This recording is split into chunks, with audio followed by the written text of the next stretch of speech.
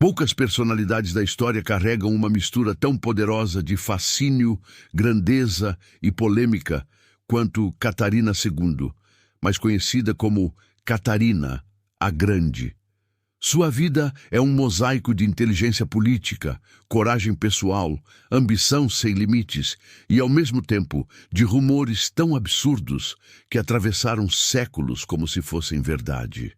Mas quem foi essa mulher que marcou para sempre a Rússia e que ainda hoje inspira curiosidade e intriga? Nós do canal Personalidades Antigas revelamos verdades escondidas, desmentimos boatos e trazemos à luz histórias que os livros escolares nem sempre contam. Nosso compromisso é separar os fatos das fantasias e mostrar quem realmente foram as figuras que moldaram o mundo. E no caso de Catarina, a Grande, isso é mais necessário do que nunca.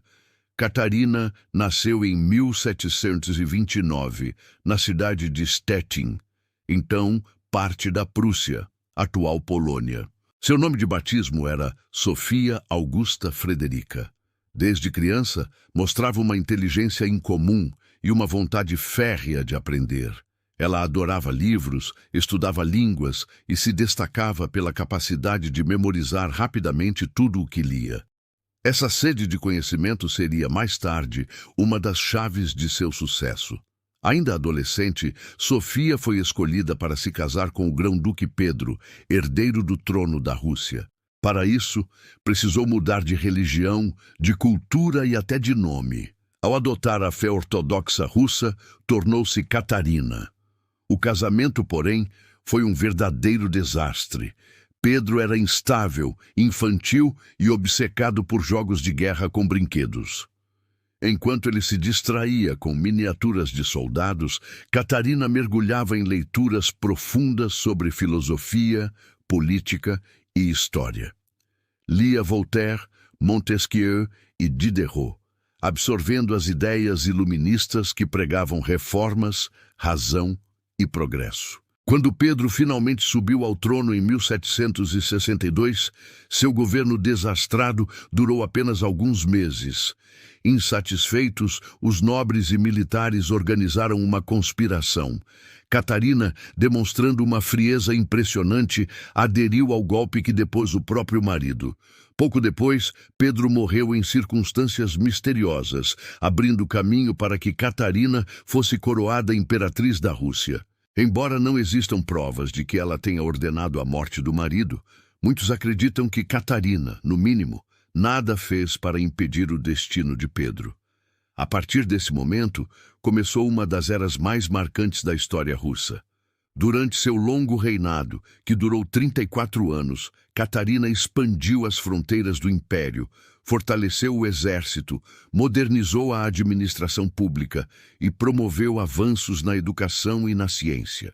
Foi sob seu patrocínio que nasceu a gigantesca coleção de arte, que mais tarde se tornaria o famoso Museu Hermitage, em São Petersburgo.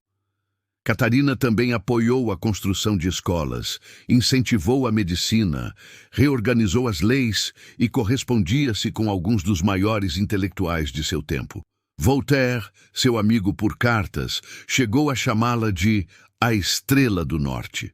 Mas por trás de toda essa grandeza, Catarina enfrentava a fúria de seus inimigos. Muitos nobres não aceitavam a ideia de uma mulher no comando de um império. Para atacá-la, espalhavam boatos maliciosos, tentando manchar sua imagem. O mais cruel e infame deles foi o rumor de que a imperatriz teria um suposto envolvimento íntimo com cavalos. Essa história não passa de uma mentira grotesca, surgida provavelmente após sua morte, como arma de difamação. Não existe qualquer registro histórico, documento ou testemunho que sustente esse absurdo. Era apenas propaganda para humilhar uma governante que ousou desafiar as convenções de seu tempo. Entre as decisões ousadas de Catarina está um episódio pouco lembrado, mas que demonstra sua coragem: a campanha de vacinação contra a varíola em 1768. Nessa época não existiam seringas modernas. O método era conhecido como inoculação ou variolação. Pequenas quantidades do vírus da varíola eram cuidadosamente introduzidas por meio de arranhões na pele, para que o corpo criasse imunidade. O procedimento era arriscado e temido, mas Catarina decidiu dar o exemplo. Ela trouxe um médico inglês, Thomas Dimsdale, para aplicar a inoculação em si mesma e em seu filho Paulo, herdeiro do trono. O sucesso foi imediato e encorajou milhares de russos a seguir o mesmo caminho, salvando incontáveis vidas em um período em que epidemias eram fatais. Outro fato curioso é que Catarina adorava escrever.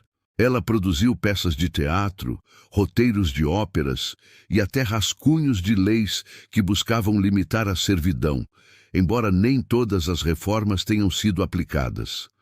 Seu lado artístico ia além da política. Em aposentos privados, mantinha uma coleção secreta de arte erótica, descoberta apenas muitos anos depois. Esse detalhe, embora provoque risos em alguns, não tem absolutamente nada a ver com os boatos cruéis de seus inimigos. Pelo contrário, mostra apenas que, como muitos monarcas da época, ela tinha interesses privados que ficavam longe da esfera pública. Catarina também era estrategista no amor. Teve relacionamentos com alguns homens influentes, escolhidos não só por atração, mas também por lealdade e habilidade política.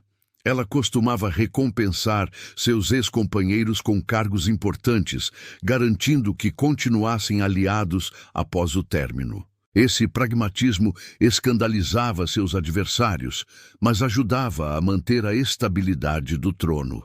Alguns de seus planos mais ambiciosos, porém, permanecem quase desconhecidos. Catarina sonhava, por exemplo, em conquistar Constantinopla, a antiga capital do Império Bizantino, e restaurar uma espécie de Império Grego sob controle russo.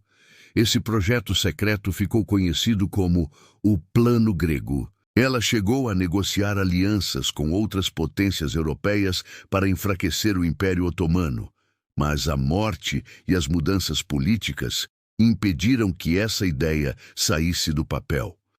Quando Catarina morreu, em 1796, deixou um império muito maior e mais poderoso do que encontrara. Sua política de expansão levou a Rússia até o Mar Negro, anexou territórios da Crimeia e reforçou a presença russa no leste europeu. Sua influência era tão grande que diplomatas europeus diziam que nenhuma decisão importante poderia ser tomada no continente sem antes considerar a vontade da imperatriz. Apesar disso, os boatos sobreviveram ao tempo, repetidos por gerações que preferiram a fantasia à realidade. E é justamente aí que vemos a força da difamação. Quanto mais poderosa é a pessoa, mais impressionantes são as mentiras que surgem para tentar diminuí-la. Agora que conhecemos esses detalhes, fica claro que Catarina, a Grande, não foi apenas uma governante notável. Foi também uma mulher à frente de seu tempo, que enfrentou preconceitos e se tornou um dos maiores símbolos de liderança feminina da história. Os inimigos tentaram apagá-la com histórias grotescas, mas falharam. O que resta, séculos depois, é seu legado de poder, inteligência e transformação. Aqui no canal Personalidades Antigas, nossa missão é contar essas histórias com honestidade, investigando cada detalhe para separar mito de realidade. Catarina é apenas um exemplo de como a verdade pode ser sufocada por boatos, mas também de como ela sempre encontra uma maneira de sobreviver.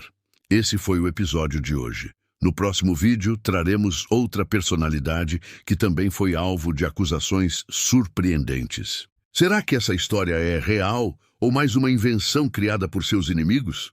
Não perca, nos veremos no próximo vídeo. Até lá!